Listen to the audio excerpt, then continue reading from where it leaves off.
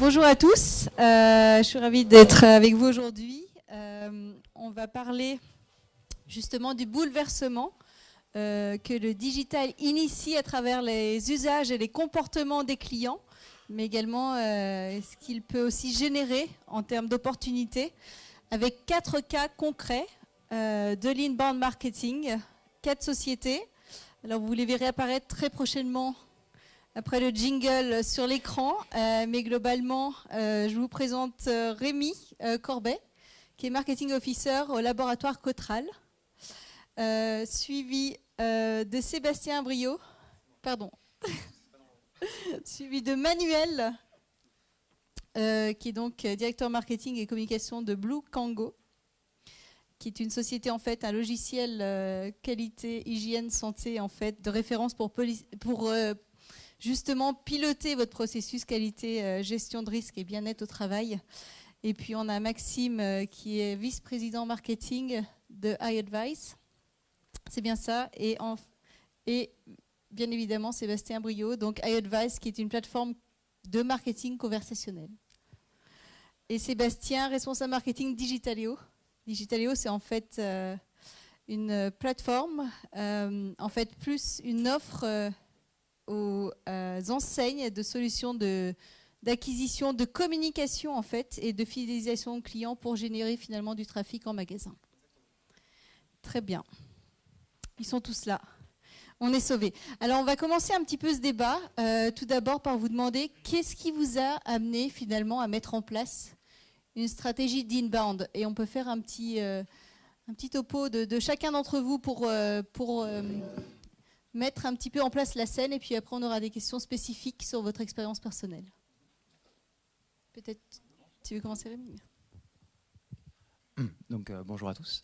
Pour le laboratoire Cotral, l'aventure inbound, ça a commencé il y a environ 5 ans, où en fait le déroulé, en fait, je suis entré en stage dans cette entreprise-là, et mon sujet de stage, c'était de trouver une solution qui nous permettrait d'automatiser nos campagnes marketing.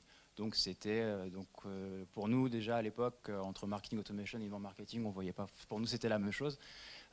Et du coup, c'est parti de là. Et donc les recherches aidant, on a vu qu'il y avait toute une méthodologie derrière, et notamment la notion vraiment de permission, vraiment de travailler ses contenus et d'avoir des contenus de qualité pour pouvoir répondre à des besoins exprimés par nos prospects. Et on a évolué au fur et à mesure, on a fait quelques erreurs, et après on s'est mis en marche, et maintenant ça fait donc plus de 5 ans qu'on a ça en place, et on a vraiment des résultats concrets qui font que on poursuit ce développement-là maintenant sur des pays où on est présent, parce qu'on est présent en France, en Allemagne, en Finlande, en Belgique, en Australie. Et donc là, on lance ce développement-là sur les pays étrangers pour le début de l'inbound, et on est en fidélisation du côté de la France. Donc on a un petit peu tout qui se lance en même temps. Et vous avez mis en place cette stratégie quelle année, pardon? Récemment. Au tout début, on a commencé en 2013, et vraiment la stratégie inbound telle qu'elle est comprise, vraiment, c'est 2015. Très bien. Alors, bonjour à tous. Alors, on a commencé un petit peu plus tôt, on a commencé vers 2008. Alors, à cette époque-là, on ne parlait pas encore d'inbound marketing, mais le but, c'était vraiment d'aller apporter de la valeur ajoutée à nos prospects. On avait remarqué, en fait, nous, chez Blue Kango, qu'en leur apportant des contenus, qu'ils étaient vraiment en recherche d'informations, et en leur apportant ces contenus-là, ça pouvait générer des conversations, donc rentrer en contact avec ces prospects-là. Donc on a commencé par ça, par des livres blancs. Après on a mis en place le blog, on a mis en place tout un tas d'outils pour générer des contacts. Et on venait vraiment rentrer dans une logique d'inbound marketing à partir de 2012-2013. Où après on a constitué tout un savoir-faire, et on a voulu le mettre en avant sur le web, et on a essayé de faire un focus notamment sur une des pratiques de l'inbound marketing qui s'appelle le webinar, donc les webconférences, où on peut faire parler des speakers intéressants et faire venir des personnes sur des thématiques bien précises. Et donc ça a plutôt bien marché, et donc on est vraiment dans ces logiques-là, d'apporter du contenu de qualité pour après derrière ça récupérer des contacts et puis rentrer en conversation avec eux. Donc ça se fait comme ça, et puis depuis un peu plus d'1 an, on utilise maintenant HubSpot, parce qu'avant on avait tout un tas d'outils, et aujourd'hui on a vraiment décidé stratégiquement d'avoir un outil qui va vraiment centraliser l'ensemble des process d'inbound marketing, Et HubSpot nous a paru un des meilleurs outils en tout cas pour faire ça. Bonjour, donc moi c'est Maxime, je m'occupe du marketing chez iAdvise. On est 200 aujourd'hui chez iAdvise et l'équipe marketing c'est 15 personnes. Mais quand on a monté iAdvise, il n'y avait pas 15 personnes pour faire du marketing. Et on ne faisait pas d'inbound marketing, mais je pense que comme beaucoup en fait, on en faisait sans vraiment savoir que c'était ça. C'est-à-dire que notre but était de faire du marketing pour générer des contacts entrants. Donc à partir du moment où on fait ça, on fait de l'inbound. Le vrai sujet, c'est de structurer la stratégie, c'est la question qui est posée. Et en fait, nous, on l'a vraiment structuré à partir du moment où on s'est doté d'un outil pour le faire. Avant, on le faisait au travers de plein d'actions et plein d'outils qu'on mettait les uns à côté des autres. Il y avait un outil pour gérer les landings, un outil sur lequel on allait pousser les contenus, un outil sur lequel on gérait le social media, sur lequel on gérait nos bases de données email. Il y a 5 ans de ça, à peu près, on est le premier utilisateur HubSpot en France. Donc, on a décidé d'utiliser nous aussi HubSpot et donc de tout centraliser ça au sein d'un même outil. Et le fait d'avoir ça dans un outil et d'avoir des équipes qui l'utilisent nous a demandé d'apporter une vraie structure. Et pour répondre également à la question de pourquoi on s'est mis à faire ça, c'est également dans le but d'être dans une logique de mesure de la performance du marketing. Chez nous, le marketing est vraiment là pour servir le sales, et le fait de mettre en place une stratégie d'inbound permet d'être dans l'action, mais surtout aussi dans la mesure. Et au cas où des gens pouvaient douter de l'importance du marketing, ça permet d'avoir des indicateurs qui viennent le justifier. Ça sera intéressant, on en parlera plus tard d'ailleurs de la performance, comment on mesure la performance globalement sur des activités inbound. Eh bien, bonjour à tous, donc, je suis Sébastien de Digitaléo. Juste les mettre peut-être plus près pour que vous oui, entendez tous. Là c'est bon, oui. ouais, ok. Alors bien sûr je partage tout ce qui a été dit. Moi j'ai commencé à faire de l'inbound avant même Digitaléo. On avait créé notre éditeur de site internet et en fait on était face à une problématique, c'est que les coûts par clic sur Google étaient de l'ordre sur des mots-clés comme créer un site internet, on est plutôt aller à 15 € le clic, 15-20 € le clic. Donc on s'est dit, quand on crée sa boîte, c'est un petit peu compliqué d'aller dépenser autant. Donc forcément, on a cherché d'autres leviers et naturellement, on s'est tourné vers l'inbound marketing et donc surtout la rédaction de contenu, principalement d'articles, de contenu téléchargeable à terme. Et l'idée, c'était vraiment de générer en fait un maximum de trafic.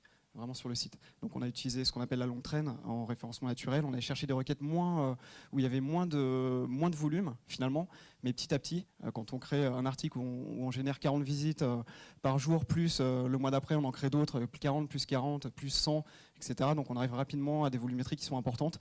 Et derrière l'idée c'était de les convertir en fait. Donc après c'est assez simple. Mais pour moi c'est vraiment déjà de générer du trafic sur le site et un trafic qualifié.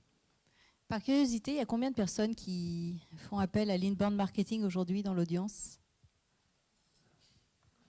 Oui, un bon 50%, 50-60%, intéressant, merci.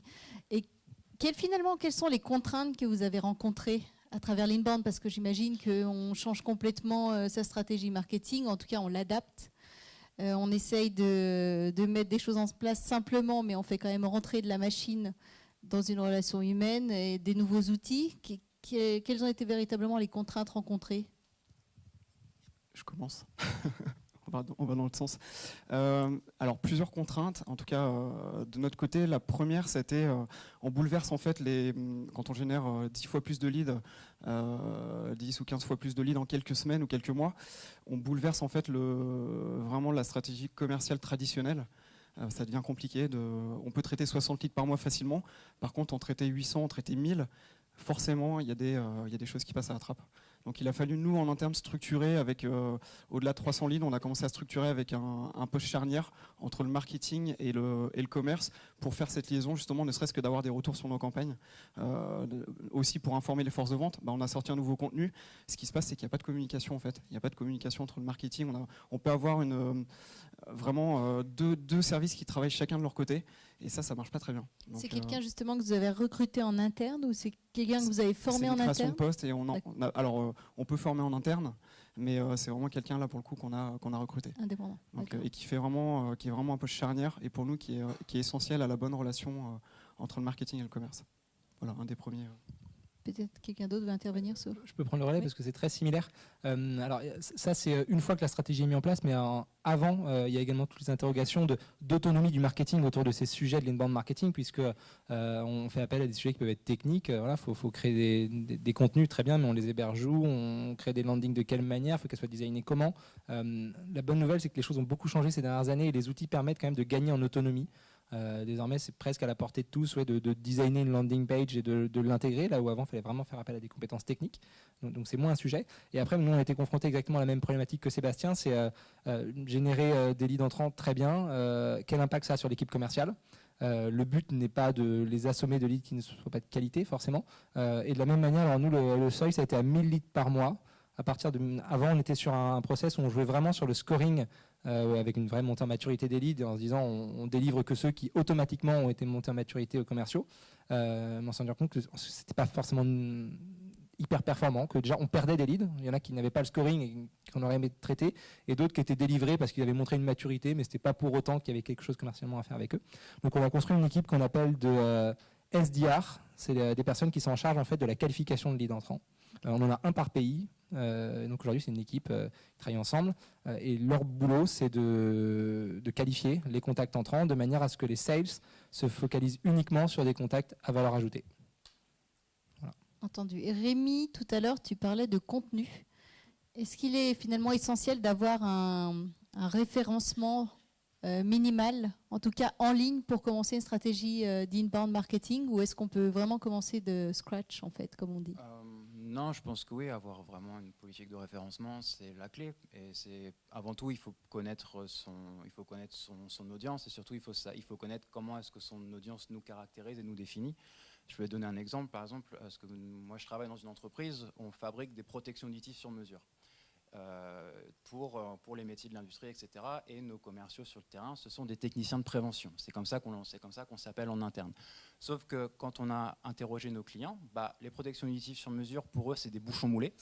Et les techniciens de prévention, c'est le monsieur des oreilles, pour eux. Donc, si vous optimisez vos contenus, etc., sur des termes, sur nos propres termes, on constatait que le trafic entrant n'était pas forcément satisfaisant. Par contre, à partir du moment où on a commencé à vraiment optimiser sur les informations que nous donnaient nos personas, là, on a pu vraiment constater une augmentation du trafic entrant parce que on parlait leur langage. Quelquefois, c'est aussi simple que ça. C'est parler le langage de ces prospects pour être compris et puis pour après rentrer dans la boucle et pour devenir intéressant à leurs yeux. Moi, je compléterais tout à fait ça, parce qu'en fait, on n'a pas de commerciaux, mais en fait, on a une équipe aussi d'SDR, SDR. Ces personnes-là qui font la préqualification, et vraiment, c'est une étape vraiment très, très importante, je trouve, dans l'e-mail marketing.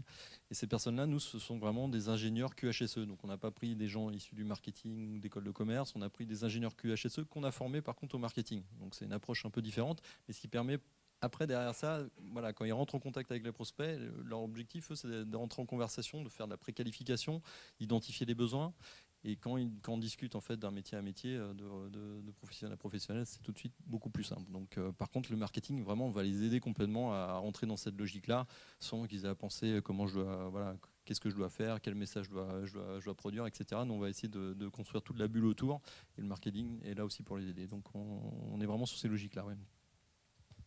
Quand même, pour éviter de faire peur, là, on a affaire à des sociétés qui sont assez structurées autour de ça. Nous, on a tenu à peu près 3 ans où il y avait 2-3 personnes au marketing qui généraient des leads et pas d'équipe de qualif. On peut débuter, pas from scratch, justement, parce qu'il y a besoin d'avoir une matière première. On peut pas se lancer sur une stratégie inbound sans contenu, sans travail des personas, sans toutes ces choses-là. Mais d'un point de vue staffing, il ne faut pas 20 personnes au début. Sébastien, tu veux conclure sur ce point ou... Non, mais en fait, tout a été dit. Bon, c'est bien. En tout cas, ça peut être effectivement aussi. Enfin, il y a un point qui est assez important, c'est que en fait, il faut que vous ayez aussi les ressources en interne, voire les budgets en externe, pour créer ces contenus. Ça prend du temps. Un bon contenu, c'est un contenu d'expert. Voilà, on peut tous faire du contenu pour le SEO, mais un bon contenu, c'est vraiment un contenu d'expert. Pour moi, c'est en tout cas la stratégie d'inbound marketing, c'est comme la vente. Si vous placez très rapidement votre produit, vous ne vendrez pas, ça ne marchera pas. Si vous apportez du conseil et de l'expertise, finalement, la personne, elle vous choisira naturellement. C'est ce qu'elle attend. Et donc, rédiger en tout cas des bons contenus, ça prend du temps. Et ça peut être aussi en interne parfois problématique. D'accord. Avant qu'on passe à la mesure justement de l'efficacité de l'inbound, ce serait intéressant d'avoir de votre côté 3 mots, pas une phrase, 3 mots clés qui déterminent en fait vos conseils pour commencer avec l'inbound marketing. Si vous deviez prendre 3 mots qui résument finalement la mise en place dans votre société de l'inbound marketing, quels seraient-ils? Patience. 3 mots chacun. C'est révélateur, hein. Patience, ouais, oui. Patience. Connaissance sur le SEO, enfin, ça fait presque un mot. Connaissance, c'est important. Et bonne compréhension du process de l'inbound, du funnel de conversion, typiquement. Intéressant. Maxime? Je dirais persona, c'est-à-dire que pas penser d'abord contenu, mais penser pour qui je l'ai fait. En gros, la question à se poser, c'est quelle question se pose notre cible et segmenter sa cible. Ensuite, je dirais contenu. On en parle pas mal depuis tout à l'heure, mais c'est vraiment la base. Il faut avoir un contenu à proposer. Et après, je dirais alignement. C'est-à-dire que le marketing ne travaille pas tout seul sur une stratégie d'inbound, il travaille pour les sales la plupart du temps. Et donc, c'est très important de les inclure en amont de la stratégie. Travailler les personnes avec eux, c'est eux qui vendent et qui ont les réponses la plupart du temps aux questions. Mais également, après la mise en place de la stratégie, pour savoir si ce qu'on leur apporte, est-ce qu'il est de bonne qualité, est-ce que ça peut être optimisé. Beaucoup de choses qui ont été dites, je vous rejoins, mais complètement. Alors, je dirais aussi patience, évidemment, contenu, évidemment, et une dernière chose peut-être, moi je dirais personnalisation. C'est vraiment l'intérêt de l'inbound marketing, c'est d'avoir des informations clés, savoir à quel moment ils ont été visiter votre site internet, s'ils sont venus plusieurs fois, est-ce que le personnel a téléchargé tel guide, voilà, connaître un petit peu la maturité de son parcours, et donc ça demande après derrière un contact très, très personnalisé pour que ça fonctionne. C'est vrai que c'est pas facile d'être en dernier en fait. Mais donc ouais, changera de sens à la ouais, prochaine. Non, donc je rejoins évidemment tout le monde. Donc patience, moi j'irais même jusqu'à persévérance par moment, parce qu'il faut vraiment croire en ce qu'on fait. Persona bien sûr, et ouais, vraiment la personnalisation, vraiment pousser ça au bout. C'est penser que on parle à des humains. On est là pour solutionner des problèmes à des humains. On n'est pas là pour vendre un produit avant tout. On est là pour répondre à un problème. Je crois que ça fait une belle introduction pour la prochaine question. On est là pour vendre un produit avant tout. Qui dit vente dit. On n'est pas là pour vendre un produit. Enfin, dans la logique. Qui dit vente dit client, mais dit également investissement et revenus. Le marketing inbound est mis en place. Finalement, comment on le mesure concrètement à travers ses équipes? Et comment vous avez procédé, vous, de votre côté, pour vous décider à soit continuer, soit ralentir sur la démarche, soit peut-être scaler le programme d'investissement? Je dirais pour nous, les indicateurs, au-delà évidemment c'est le volume de contacts entrants, la réduction du cycle de vente, c'est quelque chose qui joue et qui est très important et qu'on peut mesurer. Du coup, ça c'est 2 éléments qui sont assez importants. Du coup, je m'arrête là, je vous laisse plus de... Moi, l'indicateur vraiment clé, c'est le nombre d'affaires qui sont générées pour nos équipes. Hein, donc c'est vraiment ça. Donc on le voit assez rapidement, hein, le nombre d'affaires. Donc l'idée aussi, c'est avec l'inbound aussi de s'apercevoir qu'il y a une récurrence en fait. On va produire des contenus régulièrement. C'est aussi la régularité, c'est très important. Et au fur et à mesure, on s'aperçoit qu'on peut prédire comme ça le nombre d'affaires qu'on va être capable de générer. Donc c'est assez important. Nous, on a beaucoup fait évoluer les choses sur les 4 dernières années. La première chose qu'on a mesurée, iAdvice n'était pas connu et avait besoin de se faire connaître, c'était les leads, donc les contacts, combien de contacts est-ce qu'on génère. Puis on s'est rendu compte au final qu'un contact, ça n'avait pas trop de valeur, c'était pas ça le vrai sujet. Le vrai sujet, c'était de générer un rendez-vous. Donc on a basculé sur un pilotage, ce qu'on appelle au SQL, Sales Qualified Lead. C'était donc quel contact est devenu un rendez-vous commercial ayant pour origine une action marketing. On a fonctionné à peu près 2 ans comme ça et on se disait c'est super, c'est l'indicateur qu'il nous faut. On arrivait à le piloter en volume et en valeur, c'est-à-dire combien il y en a et puis quelle valeur est associée. Donc on était vraiment sur un pilotage assez fin. Et puis en fait on a été confronté à un problème, c'est que on est devenu assez mature sur certains pays cibles comme la France, comme l'Espagne par exemple, où je dis pas qu'on avait tous nos prospects en base et qu'on les avait tous rencontrés, mais pas loin. Et notre problématique en tant que marketeur, c'était plus seulement de générer des nouveaux rendez-vous, vu que ça avait déjà été fait, mais de savoir comment est-ce qu'on pouvait, ces rendez-vous qui n'étaient pas transformés en clients, aller travailler sur cette conversion-là. Et donc, on est revenu sur un indicateur davantage d'influence. Donc, c'est presque un pas en arrière, mais c'est une prise de hauteur plutôt autour de ce qu'on appelle le MQL, le Marketing Qualified Lead. Et donc, notre mission, nous, c'est vraiment de mesurer l'influence qu'on a grâce aux actions marketing, grâce au scoring, sur un compte qui va être gagné. Voilà. Je pourrais revenir un peu plus en détail à la fin s'il y a des questions précises là-dessus, mais c'est un vrai travail qu'on a fait en tout cas. Sébastien. Et pour conclure, on analyse bien sûr les mêmes indicateurs, donc MQL, alors lead, MQL, SQL à faire signer. Mais nous, un petit peu comme Maxime, c'est-à-dire qu'au début, on avait une démarche vraiment de génération lead, donc on regardait le nombre de leads générés. Mais finalement, c'est bien pour accélérer dès le début, mais c'est pas ce qui fonctionne le mieux. Et aujourd'hui, on regarde principalement le nombre d'affaires que le SDR ou que l'Inside Sales transmet à la vente. Juste un complément là-dessus, ça fait peut-être écho avec une des futures questions, mais en faisant ça, ça lève une vraie question quand on commence à se placer comme générateur d'affaires, c'est la concurrence vis-à-vis des sales. Et nous, c'est vraiment le problème qui s'est posé, c'est on dit on va bosser pour eux, et en même temps, on est concurrent, et en tant que marketeur, on n'est pas content quand ils prennent un rendez-vous tout seul, parce qu'on se dit mince, il m'a piqué une opportunité. Et donc nous, c'est vraiment ça ce qui nous a amené à nous dire c'est bête, parce qu'en gros, on avait 3 postes dans l'entreprise, il y avait les inbound marketeurs, ce qu'on nous appelle les BDR, c'est les gens qui font de la prospection par téléphone, et puis il y a le commercial qui lui va faire sa prospection un peu différemment. Et on s'est rendu compte qu'on était tous concurrents. Et comment vous le gérez ça en interne? Il y a un système d'incentive, il y a un système de ratio, de points? Alors voilà, non mais exactement, et ça posait la question parce que chacun est incentivé sur le rendez-vous, et puis on se rendait compte que des gens pouvaient être incentivés sur les mêmes comptes, et il y avait... ça n'est pas arrivé, mais ça aurait pu des gens vraiment qui disaient mais ce compte-là, c'est grâce à moi qu'on l'a signé. Ouais, mais c'est moi qui ai généré le premier rendez-vous. Oui, mais c'est moi qui ai généré le dernier. Lequel est le plus important? Est-ce que c'est le premier? Est-ce que c'est le dernier? C'est ces questions-là qui nous ont amené justement. C'est un peu comme le marketing digital avec le first click et last click. C'est exactement ça. Un petit peu voilà. le même. Donc certaines entreprises prennent des décisions et disent la loi c'est comme ça chez nous. Il y a des entreprises qui disent le plus important c'est le premier rendez-vous. Et ce qu'on va piloter c'est qui génère le premier rendez-vous. Il y a d'autres entreprises qui disent le plus important c'est le dernier rendez-vous. Et il y en a d'autres qui sont outillés, qui arrivent à mesurer la performance de l'ensemble de ces actions-là pour déterminer pas de qui vient le deal, mais quelle est la contribution de chacun. Et là, du coup, ça fait travailler les gens ensemble et pas les uns avec les autres. Alors c'est intéressant parce qu'il y a la relation entre le marketing et la vente, mais il y a également la relation entre le marketing et la technique.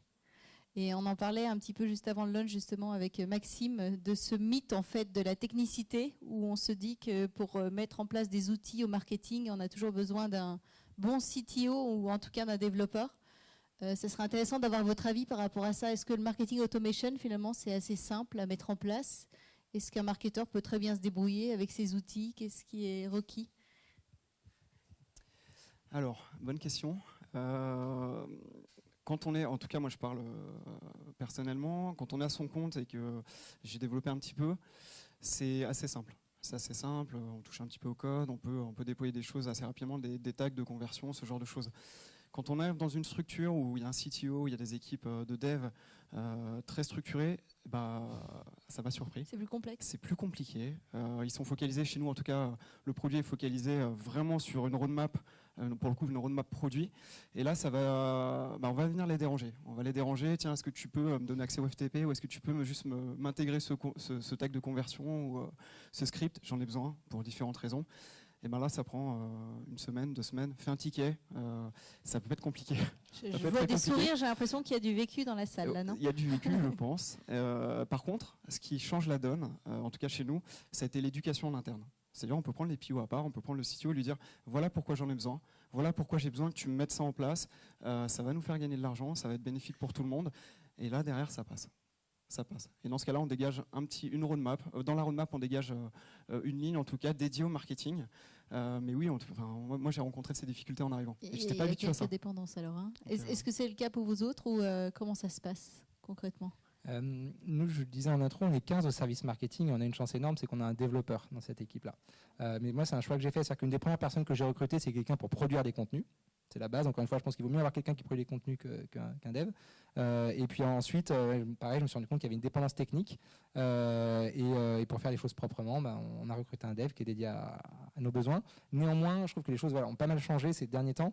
Et si je devais repartir de zéro, je passerais beaucoup de temps à choisir l'outil qui me permet d'être autonome. Et il y a quand même, on parlait d'HubSpot tout à l'heure, c'est pas les seuls au monde, mais HubSpot, c'est aussi un CMS, c'est aussi une plateforme qui permet d'éditer ses blogs, qui permet d'éditer ses landings avec des templates et qui permettent logiquement de ne pas avoir besoin de faire appel à nos amis de la technique. Normalement, oui. Alors moi j'ai fait, donc nous on est 12 au service marketing aussi, et moi j'ai eu la chance aussi d'avoir eu l'occasion d'intégrer aussi directement un développeur, parce que franchement passer aussi par les services R&D chez nous c'est compliqué, bon voilà, donc l'autonomie c'est ce qu'il y a de mieux en marketing là-dessus, et c'est vrai que nous on a intégré directement un développeur. Donc nous, pour l'Inbound, on est 3 à travailler dessus. Donc on a un développeur web et du coup, donc on se répartit la tâche, on va dire à 3, mais on peut du coup avec les connaissances, avec des outils qui sont de plus en plus simples à utiliser, que ce soit en drag and drop ou même si on peut coder un petit peu, on peut permettre d'y arriver. Mais ouais, on se répartit les rôles. Mais oui, le développement web est très important pour ça. Et vous venez de 4 industries complètement différentes, j'ai envie de dire. Est-ce que vous trouvez que l'adoption de l'inbound marketing, en tout cas, est un différentiel pour vous par rapport à la concurrence, par rapport à votre évolution sur le marché? Alors, je ne sais pas si vous avez de la visibilité sur vos concurrents, ce qu'ils utilisent, quelle plateforme, à quel titre? Alors, sans avoir les informations vraiment sur ce qu'ils utilisent, nous, oui, ça nous a permis vraiment d'établir une présence sur le web, et notamment avec l'Inbound, d'apparaître vraiment comme des experts dans notre domaine et du coup de devenir référents. Et ça nous donne un véritable avantage compétitif, notamment sur le digital. Et vu que la transformation digitale fait que tout le monde passe par le digital, même nous dans une industrie, parce que nous on travaille vraiment dans le B2B, c'est de l'industrie. Par exemple, notre persona, c'est un responsable sécurité. Donc c'est pas une personne qui est forcément au courant de toutes les dernières méthodes de prospection digitale, de faire des recherches sur Internet, etc. Donc ça permet vraiment, déjà ça peut s'appliquer à tout type d'industrie selon moi. Et puis oui, ça donne un véritable avantage quand on est présent et quand on fait partie des premiers à être sur ce segment-là.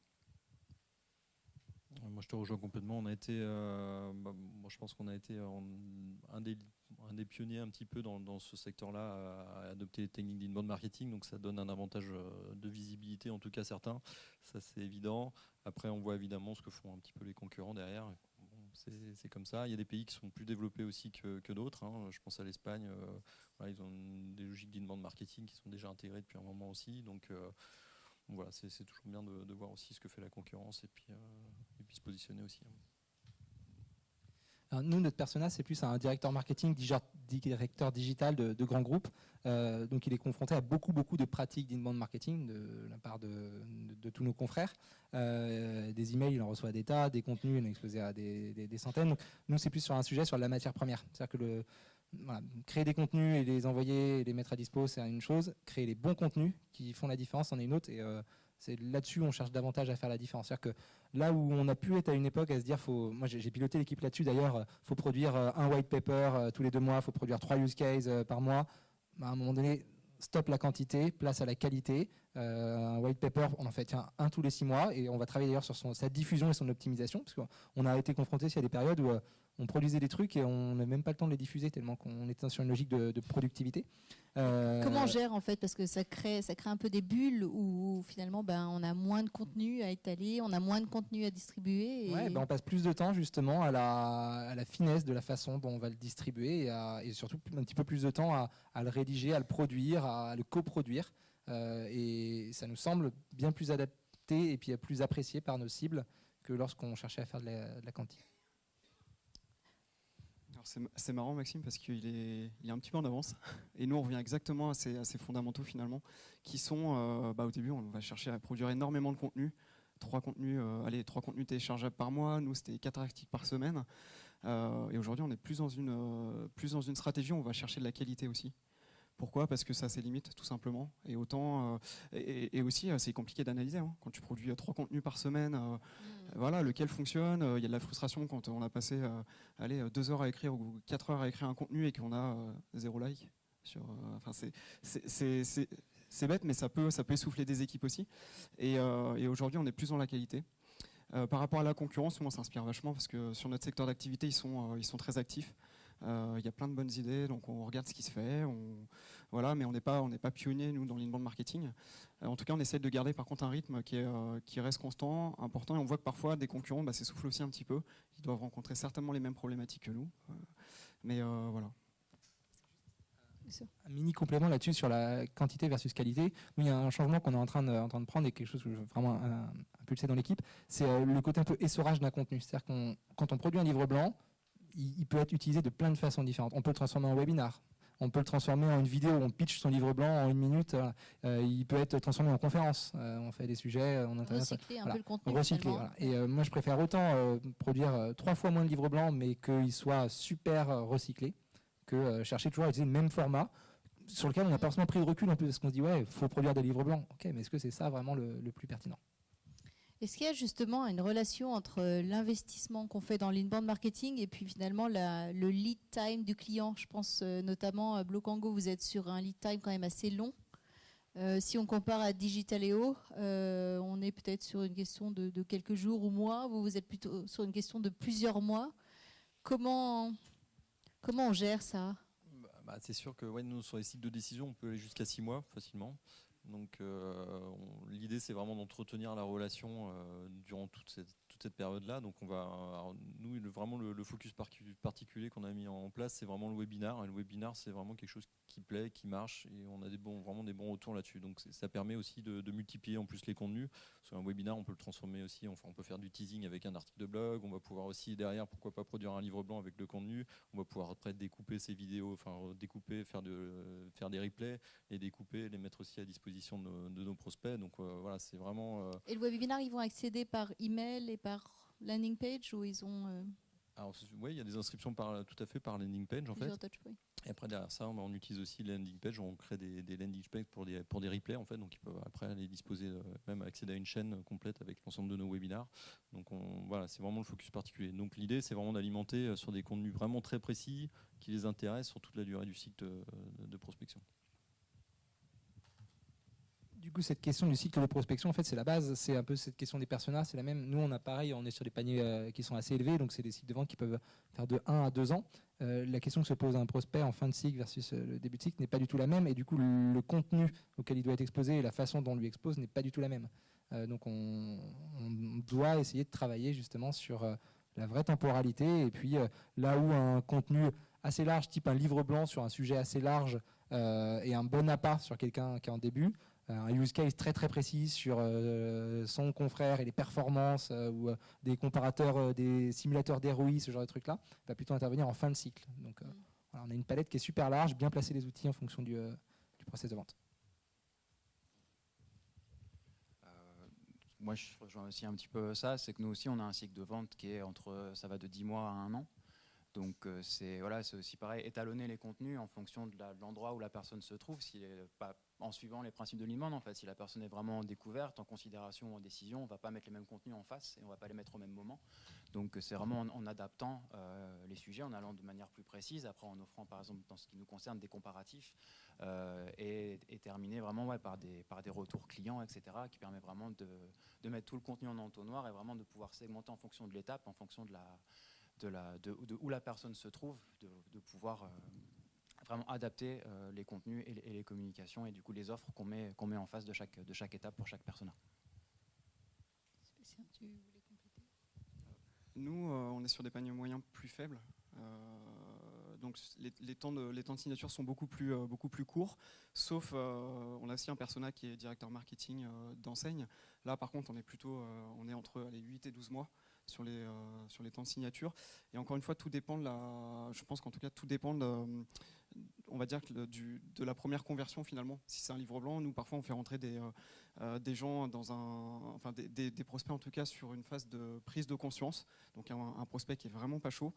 Et à côté de ça, on peut en faire rentrer directement sur des phases qu'on appelle de considération, où là la problématique est identifiée et on va proposer par exemple un essai en ligne gratuit. Donc là on a affaire à des prospects plus chauds, donc les temps de signature sont plus réduits généralement. Juste pour avoir une idée, pourcentage de l'inbound marketing sur votre budget marketing, c'est combien proportionnellement ? Proportionnellement, moi je suis à 40%. Je fais pas ce qui me coûte cher, entre guillemets. Enfin, ce qui nous coûte cher, c'est la création de contenu. Ça va être surtout cette ressource-là qui est importante. Maxime ? Tes 60%, c'est quoi ? Mais 60%, on est sur des salons. Voilà, ça représente pour nous un investissement important. Et on est beaucoup aussi sur des campagnes d'acquisition type AdWords, Bing. Parce que pour nous, pour notre secteur d'activité, on ne peut pas être présent. Enfin, il faut qu'on soit présent sur des requêtes très stratégiques. Et c'est ce qui génère aujourd'hui, en tout cas, les leads les leads un petit peu plus chauds, qui signent plus rapidement. Donc AdWords représente et coûte cher. Hein, le coût par clic chez nous est assez élevé. Donc forcément, c'est des budgets qui sont assez importants. Nous, on va plus avoir un raisonnement en fonction des pays, puisqu'on n'a pas les mêmes maturités et stratégies sur les pays. Je disais tout à l'heure, un pays comme la France, où du coup on est assez mature, on va moins chercher à faire de l'inbound que sur des pays où personne ne nous connaît. On a ouvert un bureau à Boston il y a 3 mois. Forcément, on va investir davantage, là où sur la France, on va être plus sur des stratégies de fidélisation. Néanmoins, sur des pays moyens, c'est à peu près les mêmes ratios et c'est à peu près la même structure. C'est-à-dire qu'on va être à 30-40% sur des stratégies inbound. On parle hors masse salariale, là, c'est vraiment... et puis après, oui, ça va être l'événementiel et puis plus le côté ads au sens large qu'on tend vraiment à réduire, qui va occuper un peu de budget. Manuel? Je ne vais pas être original, c'est exactement à peu près les mêmes proportions. Après, Moi, j'ai pas ces informations-là en termes de budget, etc. Mais nous, je sais qu'on fait pas d'AdWords, par exemple, donc on est uniquement sur le référencement organique. Donc c'est vraiment les coûts de logiciel et puis voilà, c'est tout. Complément. Juste une précision sur le fait d'avoir justement déployé une stratégie d'inbound marketing. L'objectif, c'était comme à l'époque, en tout cas, quand j'avais ma propre société, c'est qu'on est sur des coûts par lead, en tout cas chez nous, qui étaient très élevés sur AdWords. Donc les budgets étaient vraiment importants, les taux de conversion sont relativement faibles, hein, on le sait tous. Donc en fait, au bout de 2 ans et demi, alors je ne peux pas donner un retour sur investissement précis, mais en tout cas, au bout de 2 ans et demi, on se rend compte qu'on a baissé de plus de 50% notre investissement sur AdWords pour le remettre sur d'autres sources, donc plus liées justement à l'inbound marketing. Et on conserve la volumétrie de leads entrants et c'est multiplié par 10. Donc ça fonctionne, clairement ça fonctionne. Par contre, il faut vraiment être patient, ça prend du temps, mais vraiment, encore une fois, c'est des stratégies qui sont à moyen long terme qui sont payantes. Il faut le faire, en tout cas il faut commencer quand vous commencez en tout cas à chercher à développer le trafic sur votre site internet. On parle beaucoup de SEO, mais finalement les stratégies d'inbound marketing, c'est ça pour moi. Ça va vraiment être c'est complémentaire. Hein. Ouais, c'est très complémentaire bien sûr.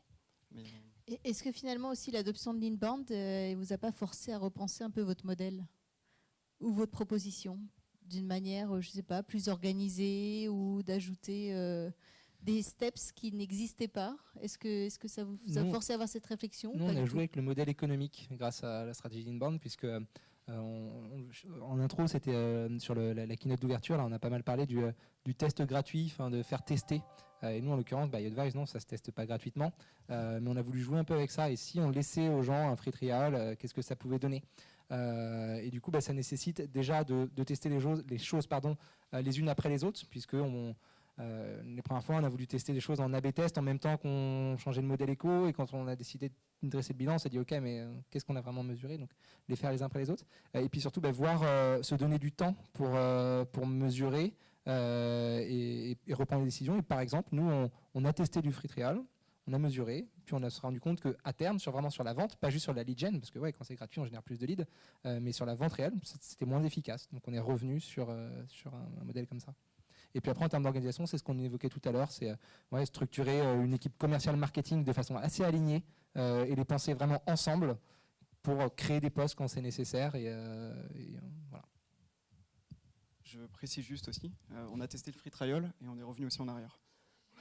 Donc, pareil, c'était pas forcément intéressant. Ça générait beaucoup de leads pour le coup, ça génère du lead, mais ça a du mal à transformer. On a du mal à les contacter, c'est pas la même démarche. Voilà. Mais vous l'avez testé, test and learn, c'est toujours bénéficiaire. Hein. Oui, tout à fait.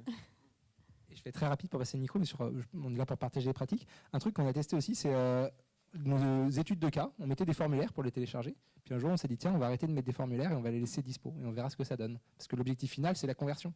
En l'occurrence, depuis, on ne met plus de formulaires pour télécharger des études de cas. Voilà.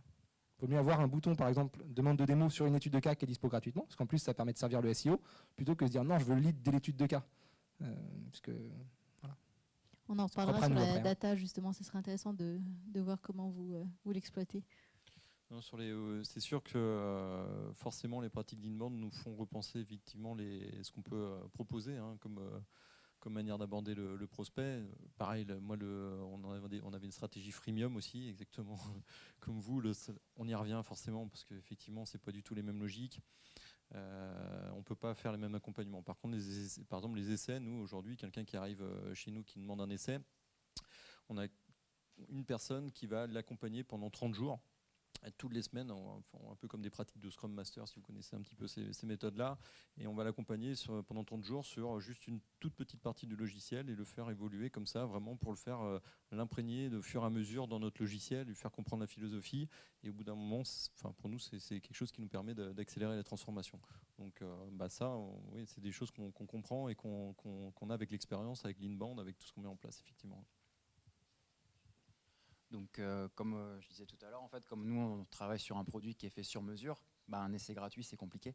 Donc, on ne peut pas forcément travailler là-dessus. Donc, nous, on a modifié le système dans le sens où nous, c'est vraiment de donner énormément d'outils, en fait, de mettre énormément d'outils à disposition aux personnes pour constituer, en fait, au-delà du produit en lui-même, c'est que dans notre industrie, il y a ce qu'on appelle, en gros, c'est constituer en gros un dossier bruit.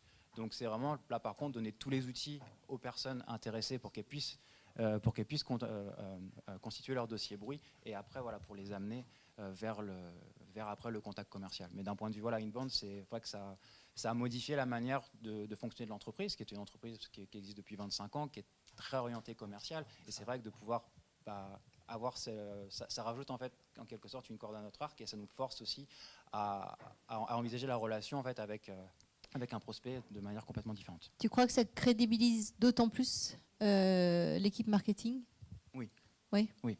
Oui, parce que ce qu'apporte le marketing, c'est la mesure. Et du coup, on peut prouver d'où vient la personne, par quelle porte est-ce qu'elle est entrée, etc. Et on peut vraiment montrer la valeur ajoutée et dire que c'est pas... Et quelque part, ça enlève la notion de compétition, parce que quelque part, on est tous ensemble pour aider les personnes qu'on essaye de servir, et du coup c'est vraiment essayer d'avancer ensemble, et maintenant c'est marketing main dans la main plus que l'un contre l'autre. Est-ce que finalement ça fédère pas à travers la création de persona par exemple, qui doit être composée et à la fois de l'insight marketing finalement et à la fois de l'insight peut-être du vendeur, du commercial, pour se dire on en parlait précédemment dans le panel pour ceux qui étaient là de plateforme marketing automation, et on disait que la vision justement du client de la part d'un vendeur était peut-être complètement différente, ou en tout cas différente de celle d'un chef d'entreprise, de celle d'un directeur du marketing. Comment vous gérez ça, ces créations de personnes en interne? C'est fait collectivement avec votre plateforme d'Inbound ou c'est fait individuellement? Comment vous gérez ça? Chez nous, oui, c'était en gros de concert avec le commercial, puisque le service commercial, ils sont vraiment sur le terrain, donc c'est vraiment eux qui sont en contact avec les clients, avec les prospects, donc c'est identifier avec eux quelles seraient les personnes les plus intéressantes pour eux et pour le commercial comme pour le marketing. Et puis après c'est entre guillemets le bâton est passé pour après vraiment faire l'étude persona, et après c'est vraiment que des allers-retours entre le commercial et le marketing pour que ce soit au niveau des contenus, parce que encore une fois ils sont sur le terrain, donc c'est eux qui sont à l'écoute des problématiques des personnes, et c'est vraiment donc ils nous proposent des idées de contenu. Le calendrier éditorial par exemple est fait en commun avec le service commercial pour que tout le monde soit entre guillemets sur la même longueur d'onde, que tout le monde sache quand on parle, nous par exemple notre persona on l'appelle Jérôme HQE, c'est hygiène, qualité, environnement, et quand on parle de Jérôme, maintenant tout le monde sait de quoi on parle, qui est cette personne et quels sont ses besoins. Alors nous, nos personas, on les crée de par des personnes qu'on intègre chez nous dans l'entreprise déjà, parce que ce sont des potentiels, à la base des potentiels clients, parce que on intègre des ingénieurs QHSE. Donc déjà, on connaît, ils ont une expérience terrain, ils connaissent déjà les problématiques. On écoute aussi nos clients, évidemment. On a un réseau social privé pour nos utilisateurs, donc on a 4000 administrateurs qui sont là-dedans. On regarde ce qui se passe, on écoute. On essaie de remonter un maximum d'informations. On a aussi l'assistance qui va nous permettre de relier des remontées d'informations terrain et de savoir mieux comprendre les besoins. Et c'est comme ça qu'on construit avec l'équipe marketing nos personas. Nous, on va travailler sur des formats workshop. On en fait à minima un par an. Ça peut paraître peu, mais en fait, il faut le temps après d'appliquer la stratégie qu'on a dit dans le workshop. Donc, on n'aurait pas le temps si on en faisait plus. Et à chaque fois, on réunit plusieurs sales avec des sales. Quand je dis plusieurs, c'est sur leur niveau de maturité, des gens qui sont là depuis très longtemps, des gens qui viennent d'arriver, et des gens qui travaillent certains types de comptes, avec plusieurs personnes de l'équipe marketing. Et on définit un certain nombre de personas. Assez pareil. Au début, on a voulu commencer en fait avec beaucoup de personas et puis avec beaucoup de scénarios, beaucoup de workflows. Puis on s'est rendu compte qu'on avait créé une usine et rapidement, on a réduit. Donc voilà. Et par contre, sur la dimension après, comme je t'entendais parler de, on a des workshops pour leur dire quels sont les contenus qui sont sortis, enfin les tiens informer. Nous là-dessus, je pense qu'on a beaucoup à apprendre encore. Nous, sur les personas, en fait, on fait des workshops aussi. On a refondu nos personas principaux en fin d'année. Donc, dans notre workshop, dans les workshops, il y avait le CTO. On l'a intégré pour expliquer aussi pourquoi est-ce qu'on change de cible. Bien sûr, des commerciaux, évidemment, des commerciaux, du marketing et du service client. On intègre en tout cas une ou deux personnes de chaque. Alors les commerciaux un petit peu plus du coup, parce que c'est quand même eux qui vendent le produit final. Et ensuite on part d'hypothèses. On a tous. Déjà ça se challenge sur les équipes. On n'est pas forcément d'accord. Ensuite on les valide. Qui a le dernier mot finalement? Le dernier mot il se fait sur l'enquête terrain. C'est-à-dire que le marketing prend la main et prend une liste de prospects et de clients et interroge avec sur des problématiques, interroge les personas potentiels, les futurs personas potentiels sur leurs problématiques, leurs challenges quotidiens, leur journée type, c'est important, qu'est-ce qu'ils font dans la journée, quels sont les médias qu'ils consultent, etc. Donc en fait, nous on part sur des hypothèses qu'on va valider derrière avec des études qualitatives. Si vous aviez, alors on parle de secret sauce ou de recettes miracles, à garder 2 éléments de votre stratégie inbound, on parle des outils. Alors, par exemple, Manuel, tu parlais tout à l'heure de webinars qui marchent très bien pour vous. Ouais. Si vous choisissez chacun 2 éléments, lesquels seraient-ils? Ce serait intéressant par industrie de voir ce qui marche finalement et ce qui ne marche pas. Le webinar, donc j'en ai parlé déjà. Et après, je pense aussi c'est la capacité aussi à aller de l'avant, savoir aussi quand les équipes doivent prendre leur téléphone aussi, il faut qu'on ait vraiment des insights forts. Et ça, c'est important à un moment donné de fournir ces insights-là et de saisir le bon moment. De pas surtout pas laisser traîner ou même arriver avant, parce que là, ça peut être catastrophique. Donc c'est vraiment arriver avec les bonnes informations au bon moment. Rémi ? Pour nous, c'est énormément les messages de sensibilisation, que ce soit par exemple des affiches qu'on donne, qu'on met en accès, et tous les contenus vraiment d'éducation et aussi la partie autour de la législation, parce que c'est quand même assez complexe et du coup ça nous permet vraiment de faciliter la tâche des personnes. Donc c'est vraiment apporter ces outils, c'est vraiment ces deux types d'offres qui fonctionnent très bien. Donc ça vous positionne un peu comme une autorité finalement. Exactement. Okay. Oui. Je vais partager 2 leviers qui marchent bien. Le premier, alors iAdvise, on est une plateforme de conversational marketing et forcément on utilise notre propre plateforme pour générer des leads et ça marche véritablement bien. Nouvelle. Non, mais pour vous donner un chiffre, 20% des visiteurs avec lesquels on dialogue sont convertis en leads. Quand on connaît les taux de conversion de leads classiques, voilà. Donc assister ces visiteurs par chat, parce que quand on pense inbound, on pense souvent à acquisition, comment on fait venir du monde, mais après comment on transforme on-site. Il y a vraiment des outils qui permettent de performer. Et chat, typiquement, c'est chat humain ou c'est un bot? 100% humain. Ok. Pourquoi pas tester les bots, mais et le deuxième levier, en fait, c'est sur les contenus à produire. Nous, au tout début de notre stratégie inbound, on a vraiment cherché à produire des contenus de qualité et pour ça, on a dépensé des budgets qui étaient aux alentours de 5 000 € à peu près pour le faire avec des vrais instituts d'études. Pour avoir pas juste des contenus qui sont produits par iAdvise, qui est tout sauf objectif. On n'a pas non plus fait avec des Ipsos ou des choses comme ça, mais trouver un cabinet qui apporte légitimité, qui apporte une vraie méthodologie sur le panel et qui permet de mettre un petit logo sur cette étude-là. Il y a certaines prestataires en plus qui proposent la prestation de relations presse associée à ça. Ce qui fait que voilà, déjà c'est une première, c'est un billet, c'est 5 000 €, c'est peut-être entre 5 et 10 000 en fonction du panel qu'on veut adresser. Et nous, au début, ça a très bien marché. 2 outils. Le premier, tout ce qui est contenu marketing, donc livre blanc, webinar, on peut en imaginer beaucoup. Et pour moi, le deuxième qui est important, c'est la communication, clairement. Donc avec les forces de vente. Entre les équipes. Entre les équipes, parce qu'il faut que ce soit proactif. Il ne faut pas que le marketing reste d'un côté et la vente de l'autre. On travaille vraiment ensemble et si on veut que ce soit efficace, il faut aller à la pêche aux infos, il faut aller se renseigner sur les campagnes marketing qu'on lance, les derniers contenus qu'on a mis en avant. Et pourquoi ça fonctionne pas, et ne pas mettre en mode exécution le commerce, surtout pas, ça fonctionne pas. Donc une petite anecdote, on faisait rappeler à un moment donné, chose qu'on ne fait plus aujourd'hui, on faisait rappeler des livres blancs, comment générer du trafic dans mon point de vente, je donne un exemple.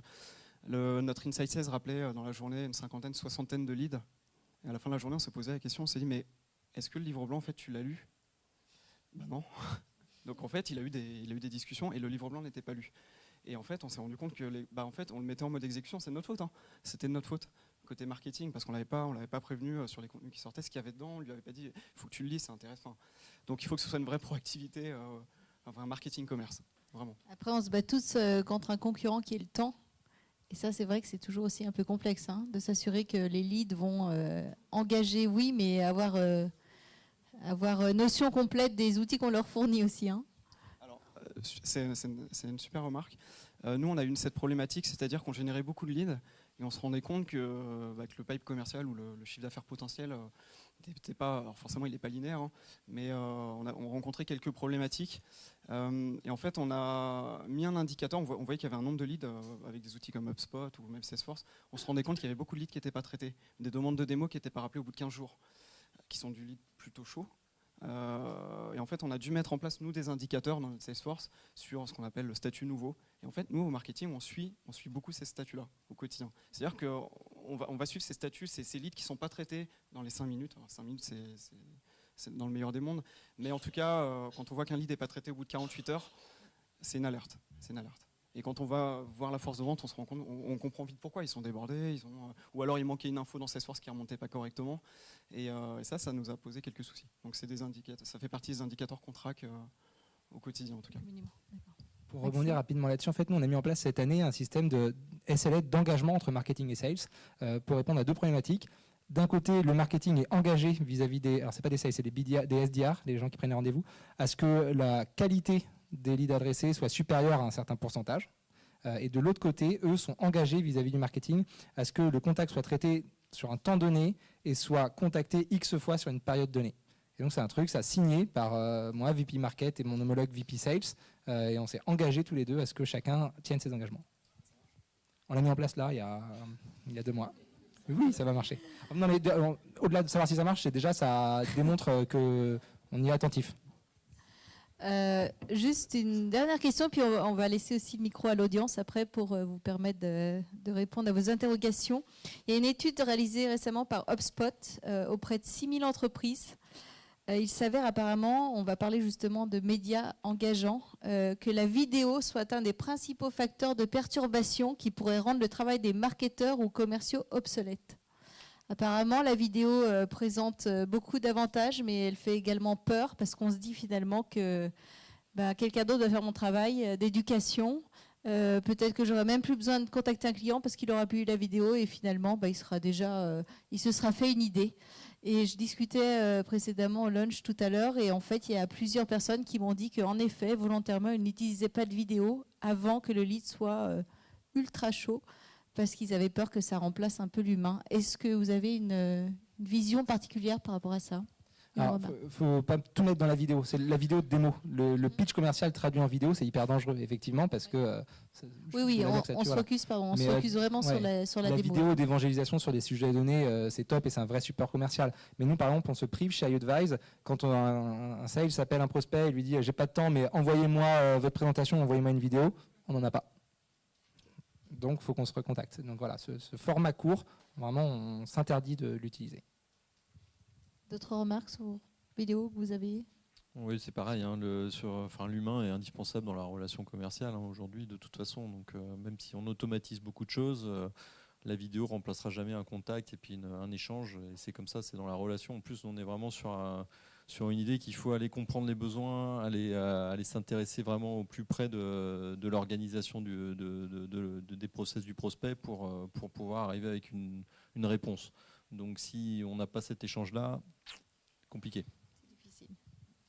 Nous, c'est la même chose, on n'a pas de vidéo tutoriel et comme de toute façon c'est un produit qui se porte de toute façon. Oui, c'est vrai que on a des vidéos sur comment les mettre en place, mais bon, c'est pas ça qui va remplacer notre travail. Au contraire, ça va juste améliorer l'expérience client, mais c'est pas quelque chose qu'on voit comme une menace, comme forcément c'est un produit. Très bien, à défaut de porter les vidéos, on va porter le micro. Y a-t-il une question dans la salle?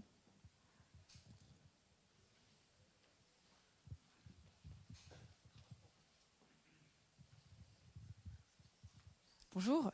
J'ai entendu beaucoup d'entre vous qui disaient utiliser HubSpot. Je me demandais si vous utilisiez autre chose qu'HubSpot déjà, ou si c'était tous les quatre la même. Vous utilisez la même plateforme. Donc nous, on a utilisé HubSpot pendant 4 ans et on a changé de solution là en août dernier. Donc pas tous. Et pour quelle raison? C'est quoi comme solution? Donc la solution, c'est une solution qui s'appelle Wishpond. C'est une solution qui permet de créer des landing pages et de gérer une base de données sur laquelle on a ajouté, nous, en interne, on a développé vraiment des workflows et on est rentré un petit peu dans le moteur pour pouvoir rajouter la notion, par exemple, de persona, rajouter des notions de scoring, etc. Et c'était parce que, comme nous, pour le site et le blog, en fait, sont sur un CMS à part, donc quand on est sur HubSpot, on était sur un sous-domaine, et ce qui fait que du coup, en termes de référencement, c'est mieux d'avoir tout sur le même domaine. Donc c'est aussi une des raisons pour laquelle on a changé de solution, parce qu'on utilisait un petit peu moins d'outils d'HubSpot, et c'est un outil qui est quand même assez global, et si on n'utilise pas toutes les solutions, la décision a été prise de changer de solution pour ça. Merci.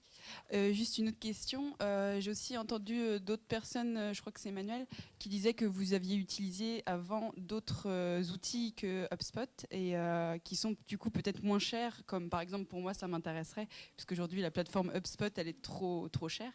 Qu'est-ce que vous avez utilisé avant ? Déjà avant, nous on développait en interne aussi avec mon développeur, on avait des formulaires, donc on développait aussi les landing pages, on avait des CMS type Joomla, etc. Donc on utilisait pas mal de choses comme ça. Après, j'ai regardé moi pas mal de choses. Il y avait Pledzi, il y avait Mautic, donc c'est une solution de plateforme open source. Enfin, il y avait pas mal de solutions. Moi, ma contrainte, c'était vraiment d'aller à l'international. C'était une des plus grosses contraintes, et d'avoir des formulaires, par exemple, qui s'adaptent dans différentes langues, d'avoir des contraintes de caractères, de pouvoir générer des landing pages complètement avec avec des domaines en .es, dans toutes les langues. Et donc concrètement, j'avais pas vraiment le choix que passer par HubSpot, parce que les autres solutions m'apportaient pas tous ces potentiels-là.